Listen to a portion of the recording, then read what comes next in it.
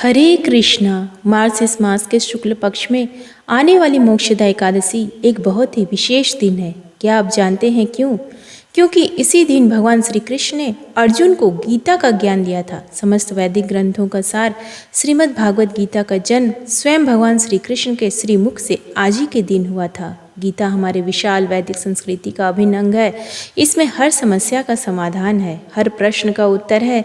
जो भी व्यक्ति इस पवित्र ग्रंथ में बताए हुए सिद्धांतों को अपने जीवन में अपनाता है, वे अपना जीवन सफल बना लेता है। अति पावन मोक्षदा एकादशी का महात्म ब्रह्म पुराण में दिया गया है। एक बार युधिष्ठिर भगवान श्री कृष्ण से पूछते हैं, हे भगवान, आप तीनों लोगों के स्वामी, सबको सुख देने वाले और जगत के पति हैं। मैं आपको नमस्कार करता हूँ। हे देव, आप सबके हितैषी हैं, अतः मेरे संशय को दूर कर मुझे बताइए कि मार्गशीर्ष एकादशी का क्या नाम है, उस दिन कौन से देवता का पूजन किया जाता है और उसकी क्या विधि है, कृपया मुझे बताएं। भक्त वत्सल भगवान श्री कृष्ण कहने लगे कि धर्मराज, तुमने बड़ा ही उत्तम प्रश्न किया है। इसके सुनने से तुम्हारा यश संसार में फैलेगा। मार्गशीर्ष शुक्ल एकादशी अनेक पापों को नष्ट करने वाली है। इसका नाम मोक्षदा एकादशी है। इस दिन दामोदर भगवान की धूप दीप नैवेद्य आदि से भक्तिपूर्वक पूजा करनी चाहिए। अब इस विषय में मैं एक पुराणों की कथा कहता हूँ। गोकुल नाम के नगर में वैखानस नामक राजा राज्य करता था। उसके राज्य में चारों वेदों के ज्ञाता ब्राह्मण रहते थे। वह राजा अपनी प्रजा का पुत्रवत पालन करता था। एक बार रात्रि में राजा ने एक स्वप्न में देखा कि उसके पिता नरक में है। उसे बड़ा आश्चर्य हुआ। प्रातः वह विद्वान ब्राह्मणों के पास गया और अपना स्वप्न सुनाया। कहा, मैंने अपने पिता को नरक में कष्ट उठाते देखा है।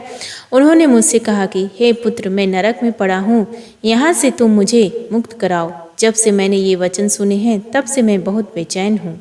चित्त में बड़ी अशांति हो रही है। मुझे इस राज्य, धन, रूप, पुत्र, स्त्री, हाथी, घोड़े आदि में कुछ भी सुख प्रतीत नहीं होता है। क्या करूं? राजा ने कहा, हे ब्राह्मण देवताओं, इस दुख के कारण मेरा सारा शरीर जल रहा है। अब आप कृपा करके कोई तप, दान, व्रत आदि ऐसा उपाय बताइए जिससे मेरे पिता को मुक्ति मिल जाए। उस पुत्र का जीवन व्यर्थ है जो अपने माता पिता का उद्धार न कर सके। एक उत्तम पुत्र जो अपने माता पिता तथा पूर्वजों का उद्धार करता है, वह 1000 मूर्ख पुत्रों से अच्छा है। जैसे एक चंद्रमा सारे जगत में प्रकाश कर देता है, परंतु 1000 तारे नहीं कर सकते। ब्राह्मणों ने कहा, हे राजन, यहाँ पास ही भूत भविष्य वर्तमान के ज्ञाता पर्वत ऋषि का आश्रम है। आपकी समस्या का हल वे जरूर करेंगे। यह सुनकर राजा मुनि के आश्रम पर गया। उस आश्रम में अनेक शांत चित्त योगी और मुनि तपस्या कर रहे थे। उसी जगह पर्वत मुनि बैठे थे। राजा ने मुनि को साष्टांग दंडवत किया। मुनि ने राजा से कुशलता के समाचार लिए।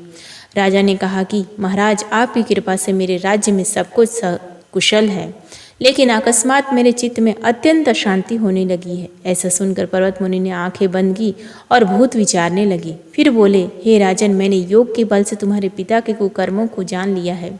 उन्होंने पूर्व जन्म में कामातुर होकर एक पत्नी को रति दी, किंतु शौच के कहने पर दूसरे पत्नी को ऋतुदान मांगने पर भी नहीं दिया। उसी पाप कर्म के कारण तुम्हारे पिता को नरक में जाना पड़ा। तब राजा ने कहा, इसका कोई उपाय बताइए। मुनि बोले, हे राजन, आप मार्गशीर्ष एकादशी का उपवास करें और उपवास के पुण्य को अपने पिता को संकल्प कर दें। इसके प्रभाव से आपके पिता की अवश्य ही नरक से मुक्ति होगी। मुनि की यह वचन सुनकर राजा महल में आया और मुनि के कहने अनुसार कुटुंब सहित मोक्षदा एकादशी का व्रत किया। इसके उपवास का पुण्य उसने पिता को अर्पण कर दिया। इसके प्रभाव से उसके पिता को मुक्ति मिल गई और स्वर्ग में जाते हुए वे पुत्र से कहने लगे, हे पुत्र, तेरा कल्याण हो। यह कहकर स्वर्ग चले गए। मार्गशीर्ष मास के शुक्ल पक्ष की मोक्षदा एकादशी का जो व्रत करते हैं, उनके समस्त पाप नष्ट हो जाते हैं। यह व्रत चिंतामणि के समान सब कामनाएं पूर्ण करने वाला तथा मोक्ष देता है। इस व्रत से बढ़कर मोक्ष देने वाला और कोई व्रत नहीं है। इस कथा को सुनने या पढ़ने से वायपेय यज्ञ का फल मिलता है। उम्मीद है आपको आज का यह वीडियो पसंद आए। प्लीज़ वीडियो को लाइक करें, शेयर करें और कमेंट बॉक्स में जय श्री कृष्णा लिखना ना भूलें। धन्यवाद।